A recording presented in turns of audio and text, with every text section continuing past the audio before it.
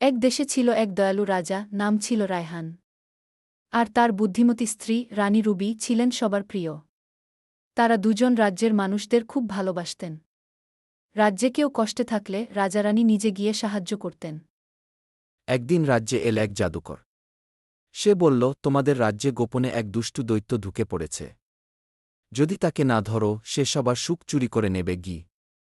রাজা একটু চিন্তিত হয়ে পড়লেন। কিন্তু রানী রুবি হেসে বললেন, দুশ্চিন্তা করো না রাজামশাই। দৈত্যকে খুঁজে বের করাটাই হবে আমাদের নতুন অভিযান। তারা দুজন ছদ্মবেশে গ্রামে ঘুরে ঘুরে খোঁজ নিতে লাগলেন। একদিন তারা দেখলেন, এক ছোট্ট ছেলেটা কান্না করছে, তার খেলনা কে যেন চুরি করে নিয়ে গেছে। রানী রুবি চট করে বুঝে গেলেন, এটাই সেই দৈত্যের কাজ। তারা ছেলেটির কথা শুনে এক গুহার কাছে পৌঁছালেন, যেখানে সত্যি এক ছোট্ট দৈত্য বসে খেলনা নিয়ে খেলছে। কিন্তু অবাক করা ব্যাপার, দৈত্যটা আসলে খুব একা ছিল।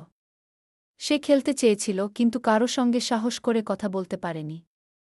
রাজারানী তার মন বুঝে বললেন, চলো, তুমি আমাদের সঙ্গে রাজপ্রাসাদে চলো। আমরা তোমার জন্য খেলনা আর বন্ধুর ব্যবস্থা করব। তবে তুমি কাউকে কষ্ট দিলে তা আর হবে না।